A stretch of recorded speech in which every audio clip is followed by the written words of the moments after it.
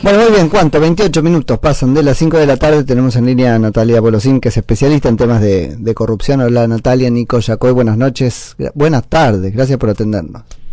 Buenas tardes, Nico, ¿Cómo gusto estás? saludarte. ¿Todo bien? Todo bien. Me alegro. Vengo de grabar un programa que sale a la noche, ¿viste? Entonces queda como medio...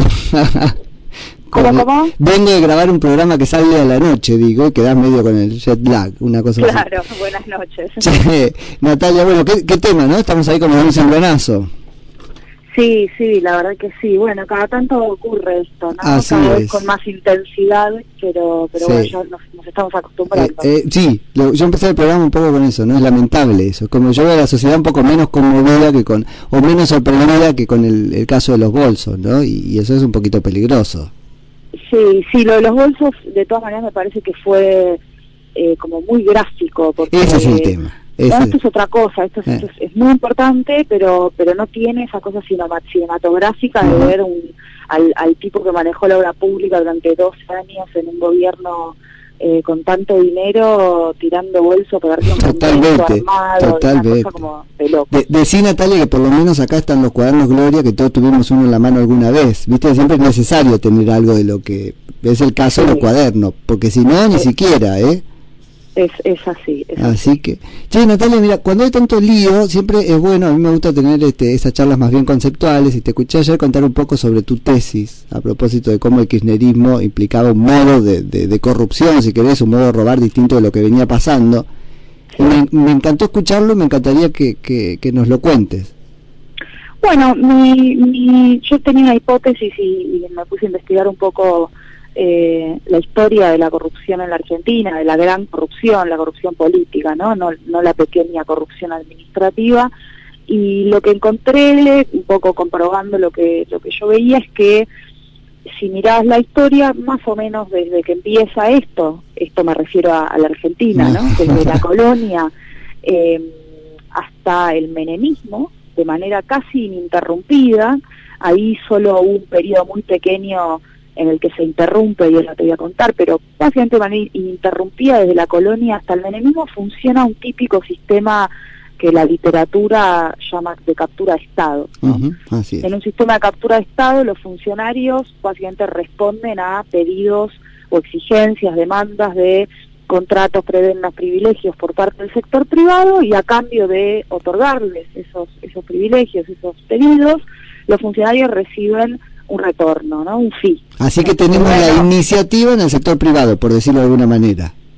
Sí, es como que el poder, exactamente, es como que si vos tuvieras que pensarlo en términos de poder relativo, en un sistema de captura de Estado, el mayor poder relativo lo tiene el sector privado. Claro. Entonces, lo que hacen es demandar este tipo de prebendas y pagan un fee, y el fee va cambiando, ¿no? Como en algún momento se decía Movicom, el 15, el 20, el 10, demás. Claro. Cambia el número, pero el sistema siempre es más o menos. ¿Cuánto vale que hagas eso que yo quiero?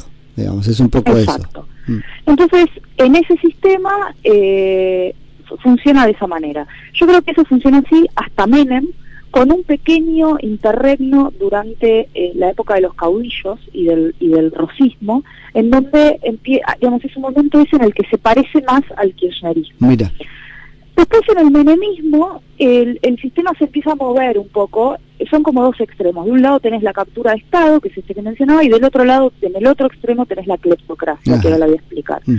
El sistema empieza a moverse hacia el otro extremo. Durante el menemismo yo creo que se queda en un punto de monopolio, una suerte de monopolio bilateral, así lo llama también la literatura técnicamente, un monopolio bilateral en el que los dos sectores, el sector privado y el sector público, tienen un poder relativo similar.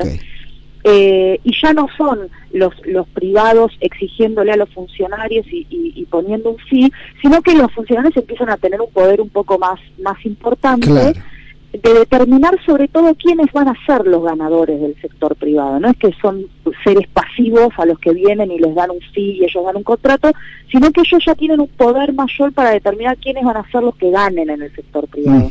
Cuando vos mirás el menemismo, sobre todo las privatizaciones, pero en general los negocios grandes de corrupción en el menemismo, estaban muy vinculados al círculo íntimo del presidente, del entonces presidente, y él digitaba quiénes se iban a quedar con los negocios. Entonces el poder se va como equilibrando. Claro.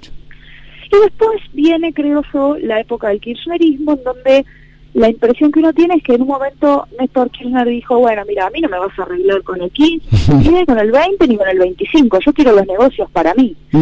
Porque creo que entendió, más que ninguno, no voy a decir nada con esto, que para hacer política en Argentina se necesita dinero, no solo en el sentido de que hay que pagar campañas, claro, y convencer gente, sino que hay que comprar voluntades de manera espuria, digamos, hay que comprar periodistas, hay que comprar jueces, hay que comprar gobernadores, hay que pagar abogados defensores caros, bueno, entonces... Qué interesante lo que estás contando, Natalia, porque no lo voy a poner en tu boca, pero yo como ejemplo me cierran un montón de cosas respecto de, no sé, si querés filtraciones que andan dando vueltas sobre el verdadero enojo con Clarín, ¿no? Como cuando decimos, bueno, que yo ahora quiero tal cosa, un poco explica, podría estar pasando en el fondo este cambio de matriz que vos proponés.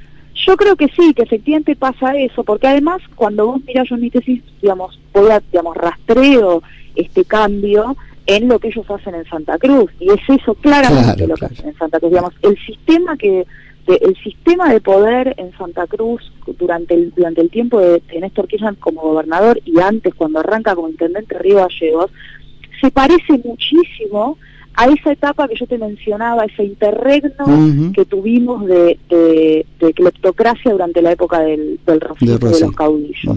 Cuando era una época en la cual, yo te lo cuento en mi tesis, y prontamente, si Dios quiere, esto va a ser un libro y lo podremos leer ahí, pero es una etapa, es muy clara la analogía, digamos, es una etapa en la cual, por ejemplo, las cuentas públicas de las provincias manejadas por los caudillos se confundían con sus cuentas privadas, incluso vos pensás que la residencia de Rosas, lo que hoy es Palermo, aquí en la Ciudad de Buenos Aires, la residencia de Rosas, era su residencia personal, pero no era de él, no la había recibido como una herencia de su familia, eran tierras públicas. El patrimonialismo de Weber, si querés, en un punto. Exacto. Entonces, bueno, yo creo que con el kirchnerismo lo que termina pasando es eso, es que ya no me alcanza con cobrar un fee, sino que quiero los negocios para mí, y entonces por eso aparecen estos nuevos empresarios, que no son empresarios, son testaferros del poder, digamos, los Baez, los Ferreira. Todo esto obviamente es una suposición académica, lo que estoy haciendo es construir una teoría sobre la base de hechos que son apenas sospechas, ¿no? Pero es un modelo para entender la realidad. Cuando yo lo tomo como un modelo para interpretar la realidad, la verdad me sirve mucho. Sí, pareciera que es razonable. ¿No es cierto? Entonces, claro. Entonces, pero digo, más allá de estos cambios, lo que uno tiene que empezar a pensar es, bueno, ¿por qué se producen estos cambios? ¿Qué es lo que va ocurriendo en el medio, en términos institucionales, digamos? Porque la tesis que yo tengo de fondo es que, como dice Susan Rose Ackerman, la enfermedad no es la corrupción es un síntoma de otras cosas que están mal, de déficits institucionales subyacentes a la corrupción que tienen que ver con el sistema político, con el sistema electoral, con la distribución del poder a nivel constitucional. Con la que funcionan como incentivos en un punto.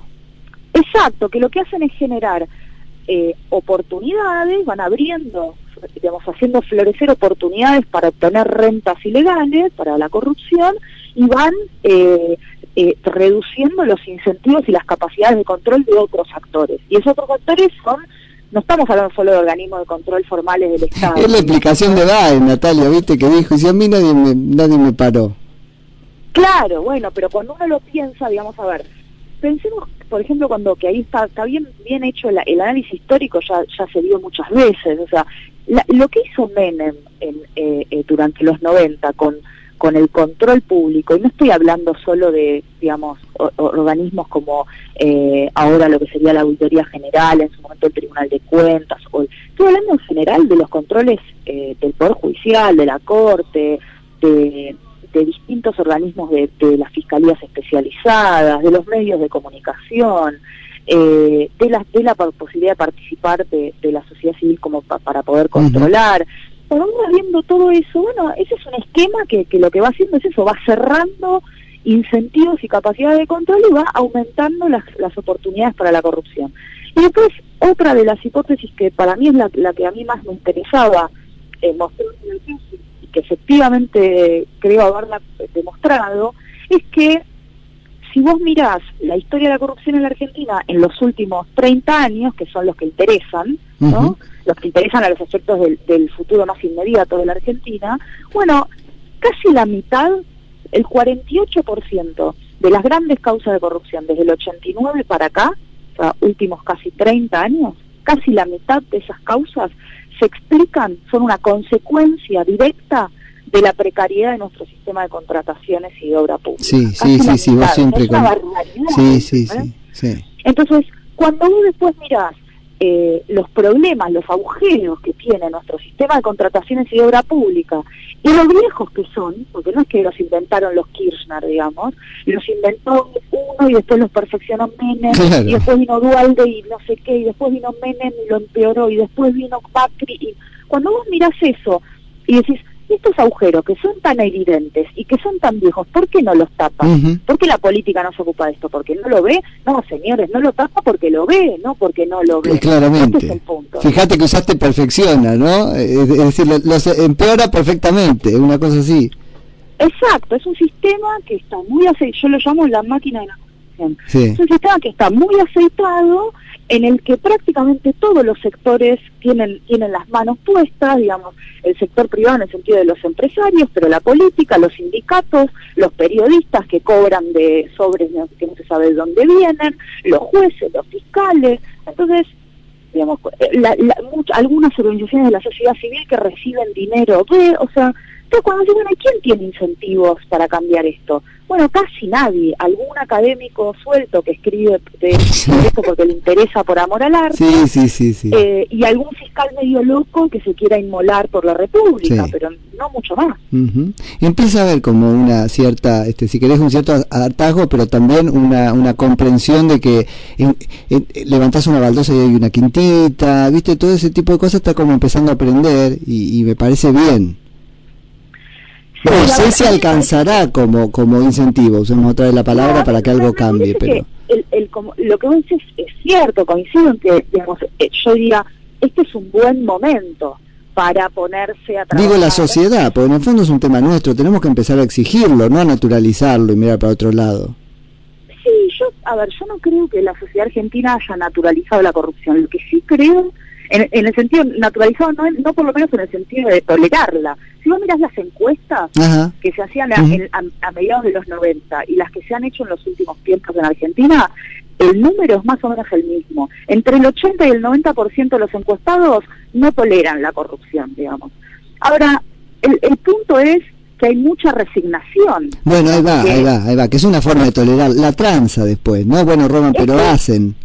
Pero digamos, hay resignación básicamente en relación a la política, porque tiene que ofrecer soluciones frente a esto, la política, no la sociedad. La sociedad para eso elige representantes, digamos, uno se puede involucrar, uno puede, digamos, cumplir con su deber cívico a la hora de votar, informarse, pero digamos, señores, los elegimos ustedes para que se ocupen de eso. Sí, seguro. Entonces, ahora, sí es cierto que el hartazgo y la fuerte demanda ciudadana es como un primer elemento que vos necesitas para generar un cambio. Sí. La pregunta es cómo podemos hacer para aprovechar eso. Totalmente, y muy atentos, Natalia, a la trampa que la propia política te va a proponer, del tipo, son todos iguales, no hay nada que hacer. Bueno, que juegan otra vez con esto que vos decís, la frustración, ¿no? Sí, también, digamos, la antipolítica tampoco sirve. Tampoco sirve. Para llevar adelante los cambios, no es que no van a ocurrir. Eso mismo. Sí. Ahora, algo que me pareció muy interesante, tu tesis de la cleptocracia, es que, claro, deja colgado de pincel toda la defensa del kirchnerismo respecto de que aparezca el otro lado, quién puso la plata. No, viejo, la plata la pusiste vos con forma de sobreprecio, con plata del Estado. Claro, no había otro lado, digamos, en un sistema de clepto. Por supuesto que estos son modelos ideales puros. No importa, pero sirven para interpretar. Pero digamos, básicamente en un sistema cleptocrático no hay otra parte, porque usted es el único, usted es el poder político y usted también es el poder económico. Claro. Y lo que hace es distribuirse a sí mismo a través de hombres de paja o mujeres, ¿no? Sí, que vos decías muy bien. Ya no solamente quiere el FI, quiere el negocio. Quiere todo, quiere el poder político y quiere el poder económico, porque lo que quiere es perpetuarse. Entonces, no se trata solo de la avidez que siempre se le señaló a Néstor Kirchner como una locura por el dinero, ¿no? Pero no, yo creo que no se trata solo de eso. Yo creo que el tipo era muy astuto, o sea, que entendió claramente que si quería quedarse para siempre, y eso es lo que parecía que quería, bueno, necesitaba de ese dinero para comprar voluntades, y vaya si lo logró, y no solo con dinero, digamos, cuando se señalan algunas cuestiones en relación a bueno, qué oportuna esta causa justo ahora, y entonces los servicios y qué sé yo. Sí. Bueno, miren, digamos, es cierto, ¿no? Hay algunas cuestiones que pueden llamar la atención, pero la verdad es que durante 12 años, las cosas que pasaron en la justicia penal federal en la Argentina, uno quisiera a veces olvidarlas, porque dan verdaderamente miedo. Sí. Un fiscal de la Nación en Argentina, que le secuestraron el hijo durante un día, porque estaba por presentar una imputación contra el presidente y su esposa por entonces, por enriquecimiento ilícito, y decidió no hacerlo. Entonces, cuando ahora se plantea como que la justicia es un espanto, bueno, sí, es un espanto, pero ya lo era antes. Sí, o te preocupaste para volverla un espanto, digamos, también. Ese claro, ¿qué hicieron en este tiempo? Ese es el punto. Natalia, no te quiero robar mucho tiempo, pero sí quiero escuchar de vos qué esperanza podemos tener respecto del valor probatorio de estos cuadernos, porque entiendo que solo pueden ser un principio de prueba, hay que cotejarlo con otra cosa, pero tampoco, como dice el kirchnerismo, es igual a nada. ¿Qué hacemos con esos cuadernos o qué podemos esperar de ellos? Yo diría que ahora el tema no son los cuadernos, porque pareciera que la persona que ha declarado los ha reconocido como propios, y además se ha presentado o se ha acogido al sistema de delación premiada, no la famosa ley del arrepentido, con lo cual en realidad ahora estamos en ese marco, y en ese marco lo que establece la ley del arrepentido es expresamente que para una condena no basta con los dichos del arrepentido, digamos, sino que esto debe ser corroborado con otros elementos. Yo creo que si todo lo que esta persona llevó, digamos, registró en esos cuadernos, efectivamente fue así, bueno, todos esos datos, los nombres, las patentes, los domicilios, todos esos datos irán permitiendo que el fiscal y el juez vayan reconstruyendo esa historia y sobre todo la ruta de ese un poco lo que pasó en Chubut, ¿no es cierto? ¿Lo que pasó? Lo que pasó en Chubut. No te escucho, perdón. Lo que pasó en Chubut, digo ahora, cuando aparece lo mismo, una cosa toda escrita, detallada, casi minuto a minuto, y termina medio gabinete judicializado. Exacto. Pero se pudo comprobar que lo que decía era real. Había notado que la mujer del gobernador de Las Neves había ido a lavar el auto no sé dónde, y resulta que había ido en serio. Exacto, exactamente. Ahora de lo que se trata es de buscar otros elementos de prueba que permitan corroborar estas anotaciones, estos dichos que suponemos que forman parte de la declaración indagatoria y del acuerdo de delación premiada que suponemos que ha firmado esta persona. Así es. Y una última cosa, sobre el acuerdo de delación premiada, ¿no? Hay ahí como la idea de que esa figura no termina de ser del todo eficaz, tal cual existe en la Argentina. ¿Qué te pasa con eso? Bueno, yo en su momento lo dije, ¿no? La verdad es que es muy difícil pensar que esto pueda funcionar en la Argentina como uno quisiera, por varios motivos. Primero, porque el modo en el que está estructurada hace que no sea como ocurre en Brasil, digamos. La delación premiada en la Argentina no otorga indemnidad absoluta, para empezar. Uno podría pensar que eso es una buena idea, que no lo haga, ¿no? Pero luego hay otras cuestiones tales como, bueno, vos firmás el acuerdo con el fiscal, el juez de instrucción, en este caso un juez federal, lo homologa, pero en realidad quien te va a conceder el beneficio, que es una reducción de la pena, es el tribunal oral en el momento en el que, supongamos, te condene. Eso podría ocurrir, como podría no ocurrir. El tribunal oral no tiene obligación de respetar ese acuerdo. Entonces, y además se extiende mucho hacia el futuro, entonces es como que el beneficio no lo estás recibiendo en el momento que firmás el acuerdo, no sabes cuándo o si lo vas a recibir. No te dan certeza, que para alguien apremiado por la justicia es una cosa importante para negociar. Hay una cuestión adicional que en realidad es para mí la más importante, que es la siguiente: Argentina no tiene condenas por hecho de corrupción. 5 condenas en los últimos 20 años, las causas tardan 15 años, desde el 96 al 2016 solo llegaron a juicio el 8%, solo el 2% tuvo condena. Entonces, ¿quién va a arrepentirse de algo teniendo una pena que tal vez, o muy probablemente nunca llegue? ¿No? Si la amenaza de pena es inexistente, entonces es muy difícil que el sistema pueda funcionar. Entonces, más allá de la delación premiada, se necesita una reforma estructural como la que se está pensando en términos de ir hacia un proceso penal acusatorio, otro tipo de penas en materia de delitos contra la administración pública, para que la amenaza sea real. Sí.